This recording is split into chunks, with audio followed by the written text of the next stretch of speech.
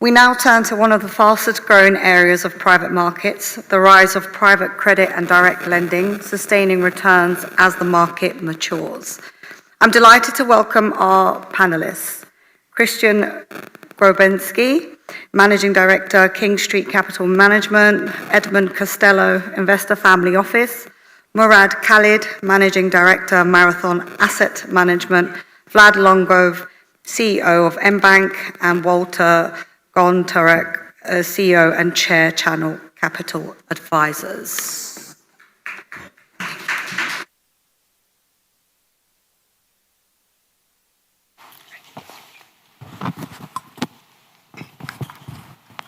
Thank you very much.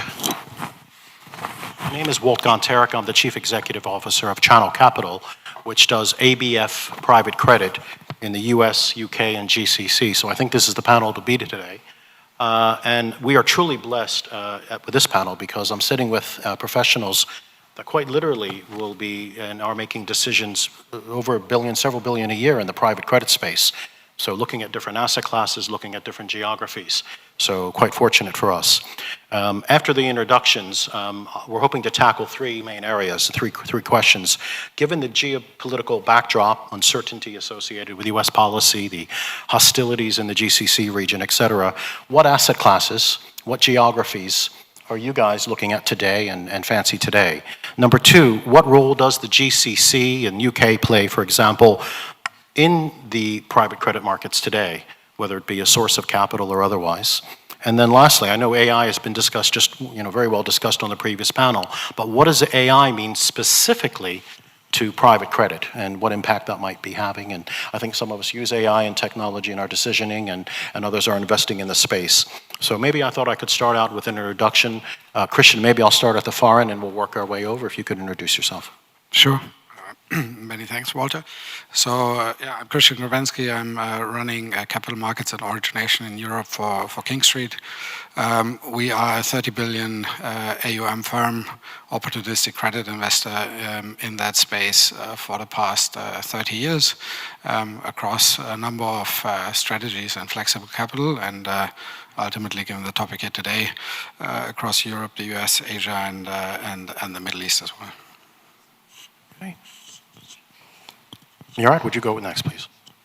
Yeah, happy to do that. And thank you for having me. So I'm Managing Director at Marathon Asset Management, which is also $30 billion AUM business operating and credit investor operating across three major areas: corporate credit, asset-backed, and real estate. You may have, or some of the people in the room may have read that the firm has actually recently announced a merger with CVC, which is a very large private equity firm based in Europe, but very much global in reach. So I'm very happy to speak about that when the questions roll. Excellent. Ed? Afternoon, everybody.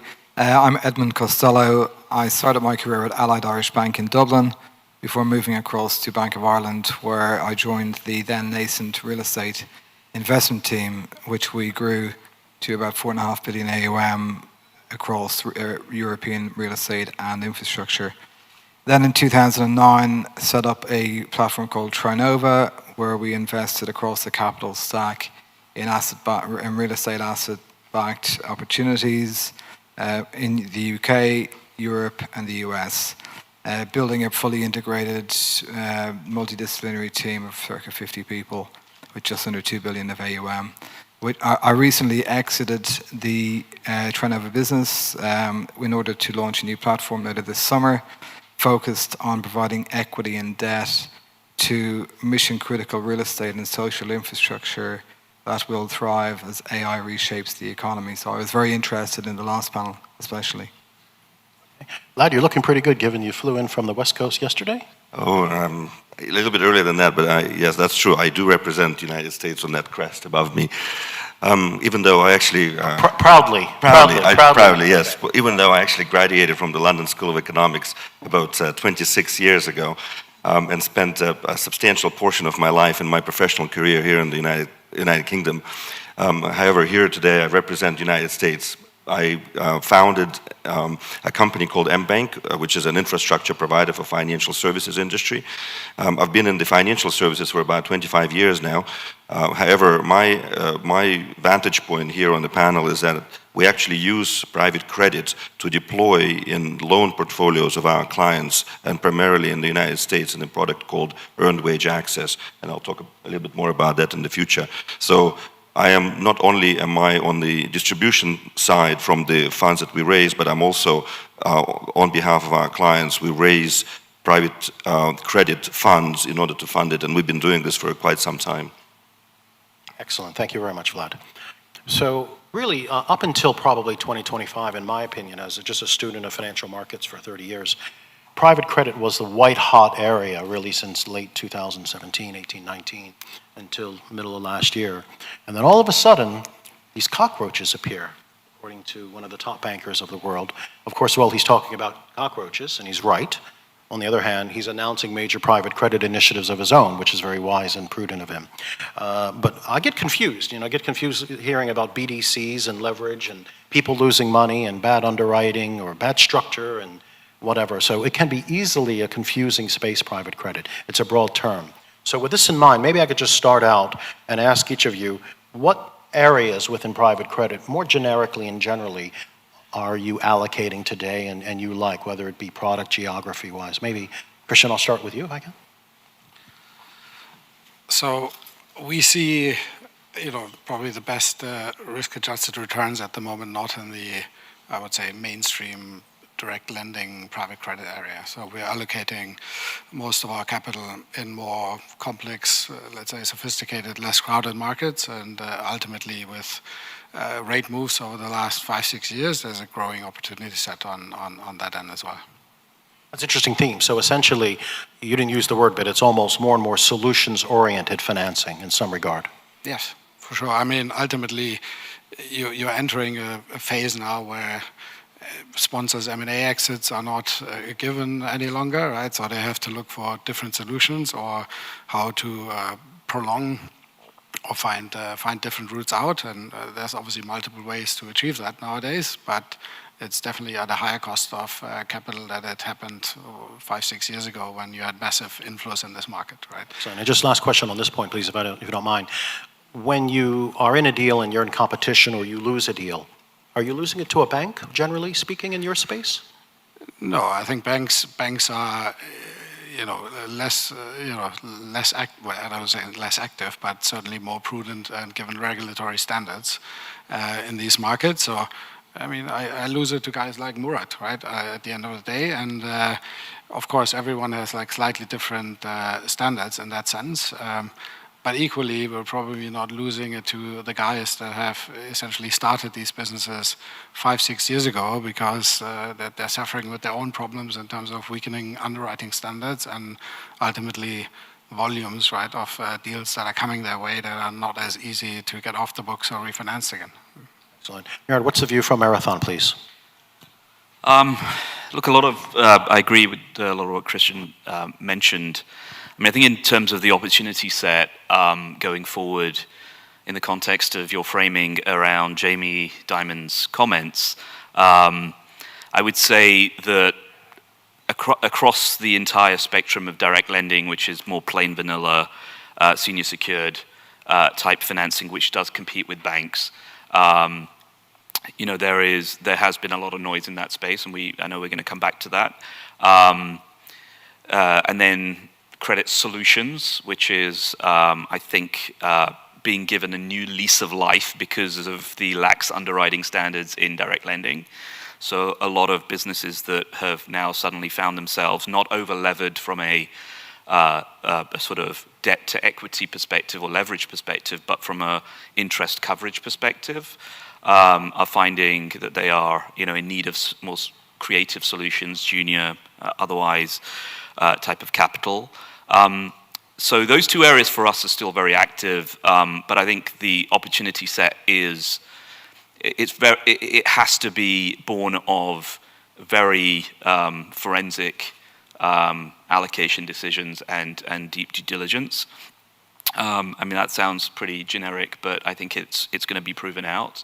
But I think if you get that right, certainly our CEO, Bruce Richards, will publicly state as many times over that we're entering a sort of golden era for direct lending, certainly in absolute return terms, as long as you can manage out some of these legacy COVID or ZERP type underwrites. I'd say the other area that's really a really big focus for us is asset-based, and our asset-based strategies are quite distinct in that we don't necessarily major in consumer unsecured, so things like credit cards, receivables, auto Which is loans, all asset-backed in principle. which is all asset-backed in principle, but we define it as those are IOUs, pieces of paper that people sort of have to sort of abide by. But we rather have a bit more of a skew towards hard assets, so aircraft, shipping, rolling stock, power, utilities. And the reason for that is there is really a recoverable value. There's a residual value. And a lot of the time, the value of those underlying assets are quite uncorrelated from the businesses that own them. So they can equally be a source of liquidity and solutions-orientated capital for what otherwise might be a stretched corporate capital structure. And then that's from an issuer perspective or a user perspective. But from an investor perspective, we also feel pretty well insulated, given that we have to take views, and ultimately, if we get it right, we have an accurate view around the underlying residual value at the end of the loan of that asset. We have a good idea of how that asset can be repurposed for its next sort of leg of its life, and the costs associated with that. And it's not an easy market to enter overnight, because these are, sort of multiple cycle deep domain expertise. So that's an area that we think is, also very interesting right now and coming into its own. I've seen myself research by Fitch and AFA that had recovery rates for the direct lending product, which used to be called BSLs in the old day in banking. Maybe Christian vaguely remembers that. And the difference in recovery rates is for ABL, real ABL, like you say, hard ABL assets could be like 90% recovery rate, and then for the more unsecured, 5-7 year product, could be as low as 30-40%. So it really is a different outcome, isn't it? And has a big impact on returns over time. Well, that's interesting. Ed, maybe over to you a little bit. You're operating in a narrower but very, very interesting space. Maybe you could talk a bit about real estate. Sure. I've spent all my career in hard asset-backed activities, real estate and infrastructure solely. And I guess the last few years we've seen, post the pricing correction, some opportunities in the NPL side of things, which were more single asset NPLs rather than portfolios that we saw post GFC. But most of our activity has actually been in providing solutions, not too different to what the guys are doing, but providing pref and mezz to plug refinancing gaps. Loans that were done in 2018, 19, 20 that have probably been kicked down the road a couple of times. The extend and pretend is now coming to an end. And that's creating liquidity opportunities. And certainly, looking ahead, one of the main focuses of the new platform will be to participate in providing pref and mezz solutions to plug refinancing gaps at what are historically attractive entry points from a valuation perspective. The UK very much central to that for us, with significant repricing having taken place, with significant barriers to entry for new supply. Nobody can afford to build anything, so which is going to lead to income growth, rental growth. So you're going to generate some attractive returns from income and income growth, which I think is very attractive. Thank you very much. Maybe we could move on to geography for a minute and think a little bit about, given the backdrop, geopolitical and otherwise, what geographies we all are looking at that way. And maybe just starting for myself, our firm does ABF lending in the UK, US, and GCC. There are hostilities going on in the GCC. We had the gentleman from Brookfield earlier explaining this morning that it's business on, and certainly in the UAE and Saudi, and I really echo his comments from this morning at Brookfield. And we're finding it a wonderful environment down there to work with high-growth companies because we find, and Christian, I know your guys are very active in the region, and you have people on the ground there in Saudi, for example, but it's an underbanked market, whereas in the US, the banks were active at a point in time in the past, and they ceded the SME and the working capital markets to non-bank lenders. I don't think the banks have ever been there in the GCC to begin with. So you can go in and extract extra value and give entrepreneurs growth capital. So we quite like the GCC market. But for those of you that, let's start out with maybe raising capital, here at this panel. I think Ed has, I'm not sure about Marathon. Christian, your firm's announced a very significant investment in capital raise with a very prestigious partner. Maybe you could touch on that in the GCC. Yeah, sure. I mean, we just announced a partnership with PIF as an anchor investor for a new credit fund targeted on the GCC. So local investments.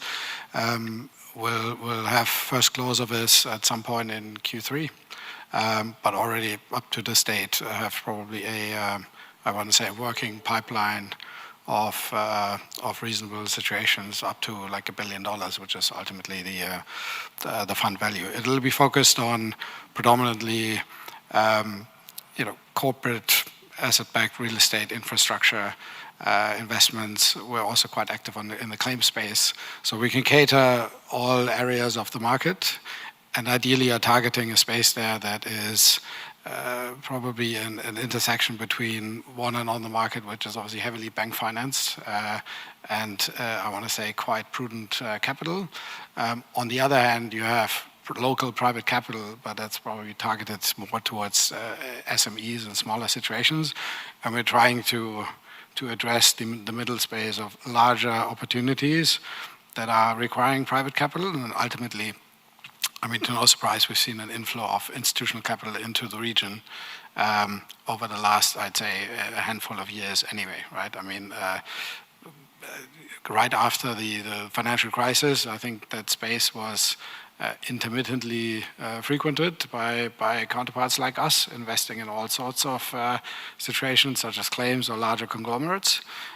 So we've been doing that in the region for the last 20 years, on and off, and intermittently. But you've really seen sort of like post-COVID an inflow of institutional capital, which probably hasn't existed for the 10 years after the global financial crisis. Yeah.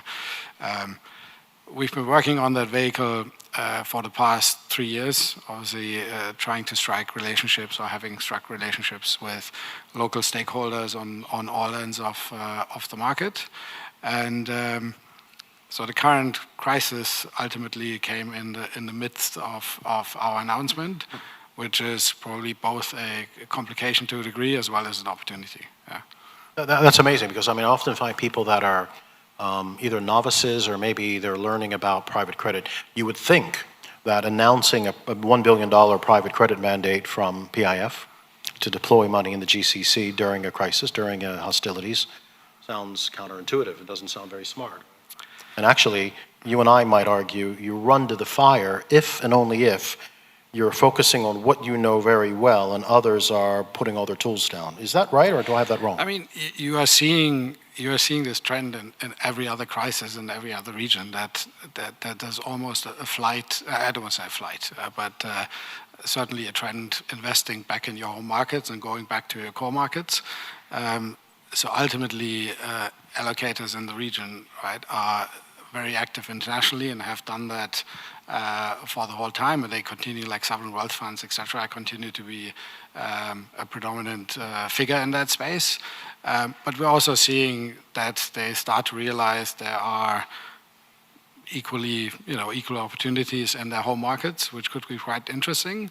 And I think the fact that they're choosing a manager like us is probably a mixture between you have a 30-year-old track record, tight underwriting standards to what Murad has been describing, because ultimately we're spending a lot of time on these situations. And we're trying to marry that with a jurisdictional framework that's probably not that proven yet, but with the same sort of standards that we approach every other investment. Yeah. Jurisdictional framework, I love that word, because I think about that, like even the Emirates versus Saudi, which touch each other with respect to the border, Middle East GCC, the way you would enforce your claim as a lender will be very different in the DIFC or ADGM in the Emirates than you would in a court action in the Saudi courts.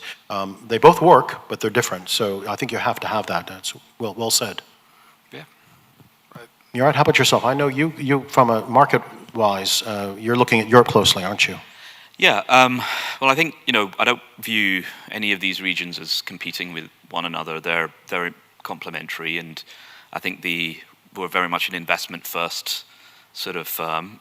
So if there's quality opportunities on the ground, for example, we've invested in GEMS. We're an equity holder in that business, which is one of the largest education providers in the UAE. Well, to be honest, I would say that there are some relative advantages of Europe and disadvantages versus the GCC. I mean, clearly on the fundraising side, we are in line, obviously together with CVC. That will only be enhanced, but we're very much in line with all of the sovereign wealth funds, government arms that are looking to get into alts. I think we've got our fair share of that from a capital raising standpoint. So I think that's pretty well understood and probably known. In terms of deployment, if I just take a step back, the advantage that Europe has right now is that there is this big capex wave that's needed. I mean, you just have to look around the streets of some of the capitals of Europe that there is infrastructure upgrades required. There is a huge amount of I would say delay and dysfunction in terms of political consensus around addressing capacity, real estate, infrastructure, power. There's obviously a rebuild of defense that's needed, and a sort of native compute that needs to catch up with the US. So all of those provide opportunities that are quite distinct to Europe. On the flip side, Europe's very overbanked, still very much so. It results in some unnatural capital being deployed, which is a disadvantage. And then, I think overall, yes, there's greater certainty around most of the, I would say, Western European jurisdictions in terms of the framework for a lender. But there is versus the GCC. But I think in the GCC it's easier to arrive at changes in political sort of, I would say, motivation to get things upgraded, renewed, modified, so that they are more investor friendly. That just happens faster there. In Europe, it's a question of, I mean, even in Germany right now, there's this huge bill that we're all anticipating will pump trillions into the economy. And if you speak to anybody at KfW or the Ministry of Finance, Landesbanks, none of them can tell you how it's actually going to reach the real economy. And that is, I think, somewhat emblematic of the political, sort of disadvantage in Europe versus the GCC. So we're taking a broad approach. Thank you. Vlad, maybe for yourself, before we talk about Mbanq, we'll get to that, I promise, but from a U.S. perspective, and you've been in advisory and in fintech oversight and helping companies launch for many years, but from a U.S. geography, you look at the U.S., I'm an American citizen, I've lived in Europe for 30 years, you look at, I think, very high long-term bond yields. 100% GDP, the government has government debt is equivalent to 100% of GDP. You have to go back to 1946. After World War II, when you were at these levels. This is where we are now. Stock markets, on the other hand, are at an all-time high, and we've declared a war action, which, if I listen to Tucker Carlson, I believe we want to get out of that war somehow with our pride intact. So I'm just trying to understand, what is your view of the credit environment in the United States as an interested person? That's a great question. I think one thing that all commentators, including Tucker Carlson, forget is that what's actually happening on the ground in the United States. About 78% of all consumers in the United States, they live from paycheck to paycheck. So if there is an increase in gas prices, petrol prices in the US by $10, $20 per week, it actually hits the hardworking American population. And I think that a lot of commentators are talking about the effect or impact of war on the economy overall, but they forget that the people who drive the economy, the driving force behind the economy, is just those people who drive trucks. You know, they deliver your Amazon packages. They're the ones that send, you know, bring stuff home to you and pack shelves at supermarkets and work in hospitals as doctors and nurses. And so, and this is where we think that there's a huge opportunity. If you provide if you provide products to them that are suitable for that demographic, which actually is very resistant to adversities like the war, like the increase in cost of energy, you're actually able to deliver something that is more stable than any other types of credit. So we use private credit instruments in order to fundraise, to provide liquidity to hardworking Americans with a product which we call earned wage access. In the United States, you have 24 pay cycles per year, and that's why duration between a paycheck to a paycheck is only 14 days. So if you think about that as the term of your loan, it's not even a loan, right, because it's under 30 days, but if you think about that, the risk of people not returning is substantially low, and not just because of the duration, but also because of the check size. So our check size for the last 6 years have been around $206. So if 1,000 hardworking Americans default on $200,000, it makes absolutely no difference to the portfolio. And so coming back to your original questions, you're absolutely right. The economy right now is in a bit of a weird spot. However, the United States is still the most lucrative and the strongest economy in the world, and financial services in the United States still remain very strong. And the fact that the whole economy is driven by those hardworking Americans is very much overlooked. Banks don't want to bank them because they think that they're either subprime or near prime, right? If an advance, which we call it, is less than a month, they cannot put it on their balance sheet as an asset, right? So then what happens is that millions of those hardworking Americans don't have access to credit on the one hand, but on the other hand, this opportunity is not open to everyone. So that's why I think that people like us are able to actually take advantage of the situation and use it for our advantage. Well, I hear that. I agree with you 100%. I had my cousin over from King of Prussia, Pennsylvania this week, and he's a senior executive GSK, and we were filling up my car with petrol, and he's very smart. He did the calculation of liters into American gallons, yeah, and then he converted pounds to dollars. And I think we're paying a little bit more in London than you guys are for petrol, for gas. Well, so the difference is not just how much... There's taxes, yeah. There's taxes as well, but also historically, gas prices in the United States were quite low. And this is what makes a lot of people unsettled. The United States is self-sufficient in petrol. However, because of the way that those petrol companies are structured, if there is higher price elsewhere, then the resources will be diverted elsewhere. Yeah. That's why the prices at the gas pump, at the petrol pump, are actually substantially higher. And the difference is not how much you pay at any point in time, but the difference is that how much increase have you endured in the last few weeks or few months. And to be honest, the increase in the United States have been very significant. Edmund, can you talk to us a little bit in your sector, your area of focus, real estate, geography-wise, what do you think is an area you're very, very excited about here? Well, looking across Europe, there's a number of areas that are interesting, but the UK stands out head and shoulders above everywhere else right now. I touched on it earlier, the repricing that's taken place. There's been a very uneven repricing across real estate sectors, but they largely reflect fundamentals. You've got significant barriers to new entry for new supply, so very little being developed, and that's not going to change anytime soon. So you've got strong growth fundamentals, and you've got a competitive financing market. So you put those three things together, and prospects look pretty good. So for us, the UK, both on capturing the opportunity out of the end of extend and pretend, providing those refinancing gap solutions, alongside traditional equity ownership.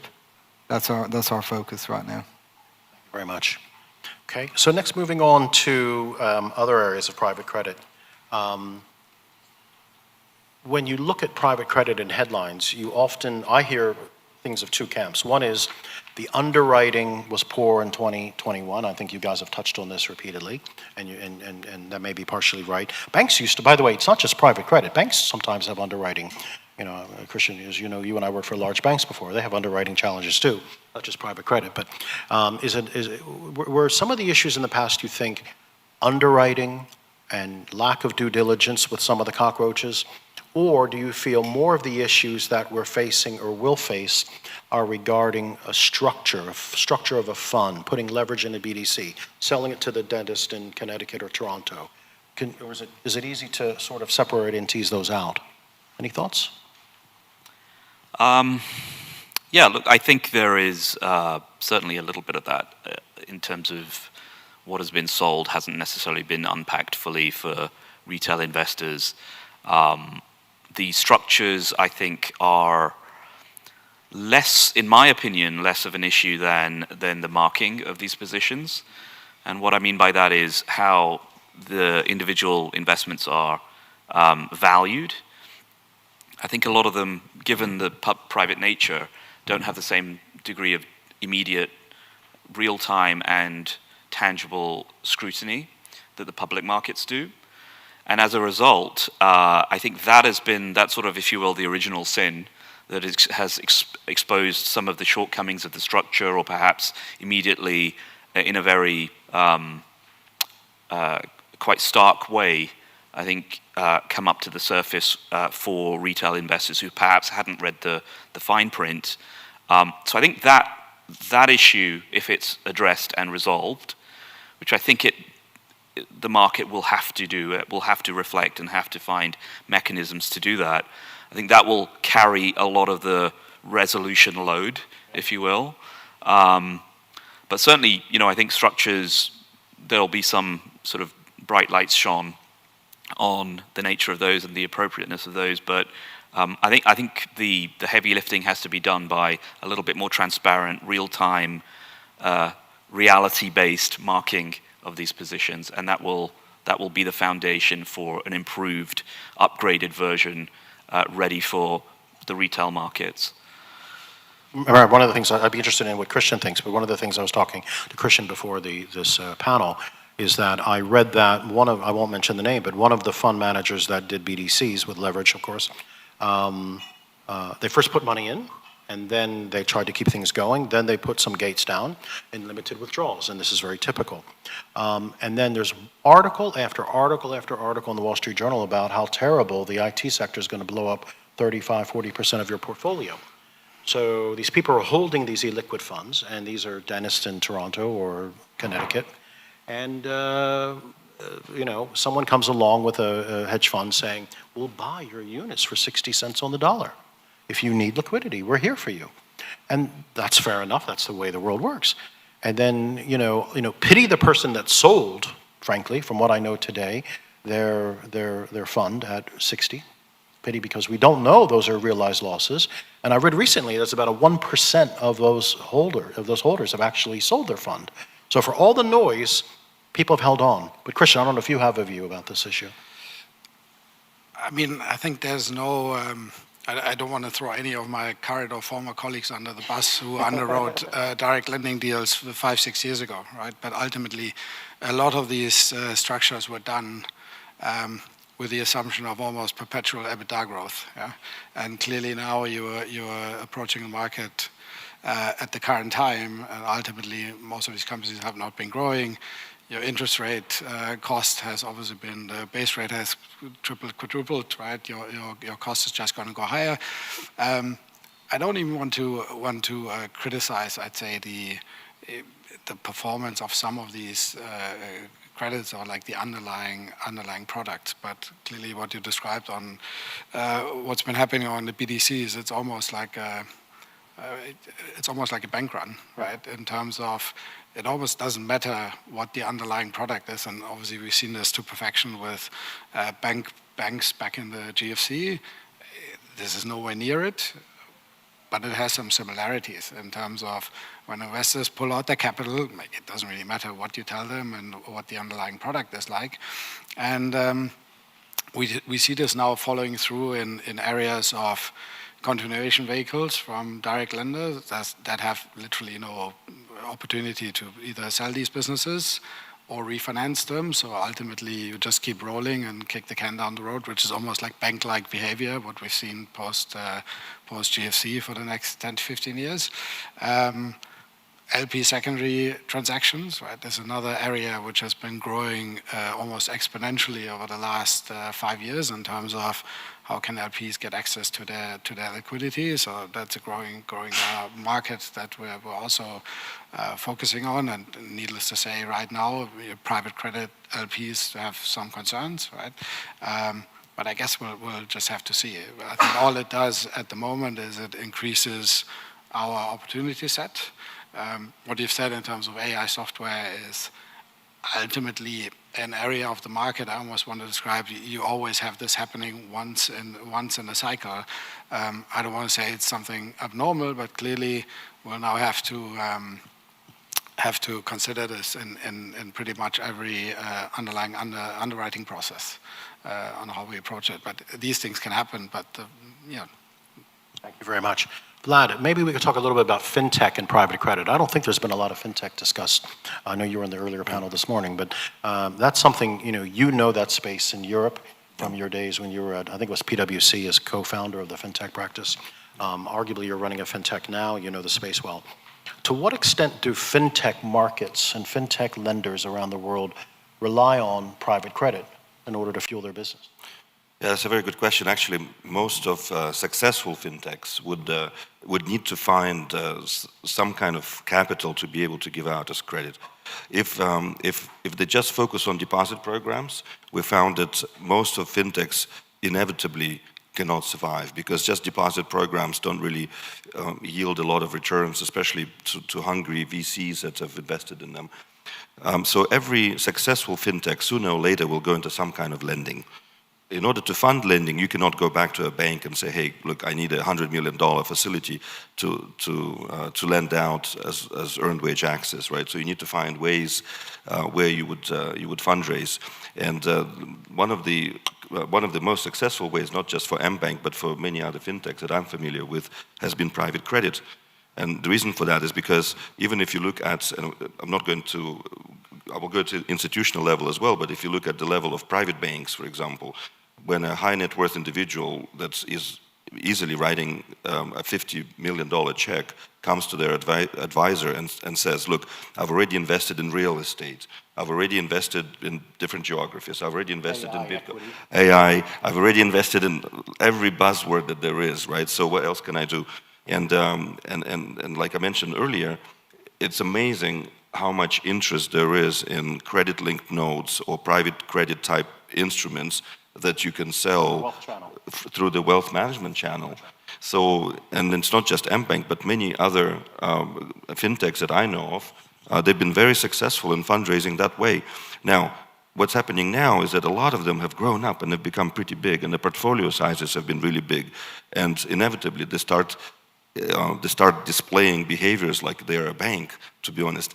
Even if you look at Mbanq, for example, so we do deposit programs, and we've done about $1.4 billion in paycheck processing over the last 12 months, in addition to about 400 million in third-party payment processing for corporates. So our transaction volume has been almost $2 billion, and we've issued about 800,000 of those paycheck advances with an average check size of $208. So if somebody looks at us, they would say, hey, look, you're like a bank, right? So you have a deposit program on the one side, and you have lending on the other side. However, how do we fund? We cannot use, because we're not a bank, we cannot use the deposits to fund our ability to lend out. So we still go to private credit and other markets, high net worth and wealth management channels to be able to fundraise. And this has been going on for quite some time. And to be honest, I think that this is one of those drivers now that some of the fintechs are becoming fairly big and fairly substantial, that they become more of an institutional size, where the institutions come out and say, hey, look, I'm going to take the entire $100 million raise, or I'm going to take entire $250 million raise. And like in our case we discussed earlier, we're also going after Sharia-compliant notes as well, because the interest in those instruments is so substantial that we've issued our first United States dollar-denominated credit-linked notes. Now we're planning euro, Swiss franc, and pound sterling notes, and in parallel to that, we're almost cloning it to be compliant with Sharia law. Also simply because the underlying product, earned wage access, is Sharia compliant, because there's no interest paid, right? So people pay membership to be a member in order to be able to receive the advance. So all of those channels that take place, but now the size of those fintechs, like what you said before, it's more of a dramatic size. It's no longer a tiny company, and fintech itself is no longer just a way to describe a startup. Some of those fintechs are already quite mature and then have reached the institutional grade. One of the focuses at Channel is Sharia-compliant lending. We won a reward last year for FlapCap in the UAE, the Sharia-compliant financing, but it was ABS Deal of the Year. Not Sharia-compliant ABS, just ABS Deal of the Year was Sharia-compliant. And I guess it sounds like your experience is like ours, where you visit, we've had Sharia foundations from Riyadh say, please help us develop solid, good investment products that we cannot find otherwise. We're already in real estate, we're already in commodities, we're already in equity, but we need to find from a diversification perspective. So I guess some of your products are probably not interest bearing. Maybe you could explore just a little bit more. I think you recently have done some issuance in the private credit space, and how did that work, and why did that work well? Right. So I'll also touch on the Sharia first. So the notes that we issue currently in the United States dollars is 12.5% coupon. In Sharia compliant space, you don't have anything similar to that, right? And so if you look at the underlying business model, okay, it might not be airplane engines, or it might not be the real estate asset base that you would think as a collateral. However, the duration of our advances is pretty short, right? And so, like I said, what is it, like 2 months? No, it's only 2 weeks. 2 weeks. Yeah, and the reason for that is because we basically collect from the paycheck from the employer in the next pay cycle, and there are 24 pay cycles, and so the funds rotate 24 times a year. So that's why we're able to offer returns that seem to be fairly generous. And in Sharia space, maximum DC is typically 6.25%. On a sukuk, yeah. Yeah, on a sukuk, yeah, exactly. So when we came out to them and said, look, of course there's a bit of Sharia compliance and so on and so forth, but we can still offer superior returns in comparison to the papers that they currently have available, we get a lot of interest. So much interest that, to be honest, we're thinking of establishing part of our organization just focus on that side of the business. Now, granted, we've never deployed capital in GCC countries, so right now our focus has been United States. One reason for that, not just because we know it very well, but because of how payroll is structured in the United States. You have 24 payroll cycles versus 12 in the UK. However, our next market is the UK. So this is where we are. Is there an announcement coming in the next little while, maybe in the UK? Yeah, that's correct. There are announcements coming out. I cannot tell all of the announcements, but some of you might know that we're a major sponsor of a football team here in the UK, Bradford City. They almost made it to Championship League, but we love them. They're absolutely amazing, and so we have a very deep relationship with them. And in addition to everything, they have a very substantial consumer base as their fans. And so we think that with that footprint and the stronghold that they have in West Yorkshire, which is just a demographic that we need, hardworking Brits, right? Because we're so successful with hardworking Americans, we think that we'll be able to make a substantial change in people's lives here as well. That's great. So just as we round up with one or two last questions, notwithstanding some of the macroeconomic headwinds that we discussed, the long-term rates are very high, sovereign debt levels are high, hostilities, supply chains, Straits of Hormuz, I can't believe, are still effectively closed, making it very hard for folks in the GCC to do business. If you look at where we are today, rapid-fire question, yes or no, and explain. will private credit be more important in the next 24 months as a source for solutions? Or do you feel we're sort of going to plateau for a bit, given this uncertainty? Anyone? Yes, for sure. Particularly with the current state of, as you mentioned, all the bad news, the BDCs, Iran war, inflation, and so on and so forth. Clearly, there's a part of that market which will gain more importance. Over-levered cap structures, we all need to address them at some point. Some will be able to do that better than others, but clearly there will be parts of that market which will get you paid for complexity, sophistication, and the fact that regulatory constraints on the bank side will not allow them to play in that space, and that's why investors like us will be able to monetize from that. I think you and I were talking before. I know you don't believe interest rates are likely to drop a lot anytime soon. I don't think anyone in the panel would believe that. So that keeps pressure on the interest coverage ratios of borrowers. And that's why maybe some of these more secured or short-term products that we're talking about here becomes very attractive in that environment, because companies are facing higher interest bills, but it does present a very attractive asset opportunity for allocators across this table here. Murad, do you want to add anything in terms of this question mark? I think your answer, the question to your answer, the answer to your question is absolutely. It's just a scale, function of scale. I think the European industrial renaissance, as perhaps other people have referred to it, is going to need the mobilization of private capital. Asset-backed is probably 10 to 15 years, or direct lending and traditional private credit, where that was 10 or 15 years ago, asset-backed is at that point now. We see that growing at roughly 20% CAGR in the next 5 years, and currently direct lending makes up around 65% of private credit. But I think asset-backed, solutions-oriented, and this is excluding private IG, will catch up. And then finally, coming up to sort of that topic around private investment grade, again, I think it will become an accepted, scalable, alternative source for treasurers in large cap corporates, for governments. And I see a lot of that having tremendous application in places like the GCC, for example. Very much. Ed? Yeah, I completely agree. It's a strong yes for me. Looking at specifically the area that I'm focused on, real estate and infrastructure, where you've had a significant repricing. Values are a lot lower than they were 5 years ago. You have a wall of refinancings coming through, many of which should have started coming through 2-3 years ago, but the banks have been extending and extending. But which requires the solutions-oriented approach you all are discussing. Correct. And what you have, and I think, Murad, you touched on this, is serviceability is a big challenge. And you've got conventional banks, they're still in the real estate and infrastructure game, but they're maxed out at 55-60% LTV. But they can be competitive at that level. But that doesn't work. So you need someone else to come in and help pull the capital stack together. And private credit is an essential component of that. So a strong yes. What? Go on.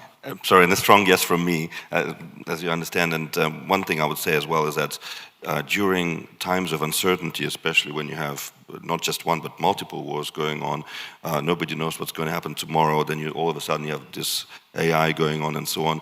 I think it's a great opportunity, and I think that the solution this time around for the current situation will be private credit.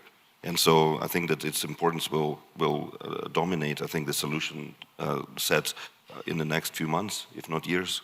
I would add just one thing about it's just the downside protection as well. You touched on Jamie Dimon's words, but I think they were relating to the kind of wider private credit landscape. When I look at my area of focus, there's real downside protection in private credit into real estate and social infrastructure, where assets again have rebased. Your entry point is fantastic.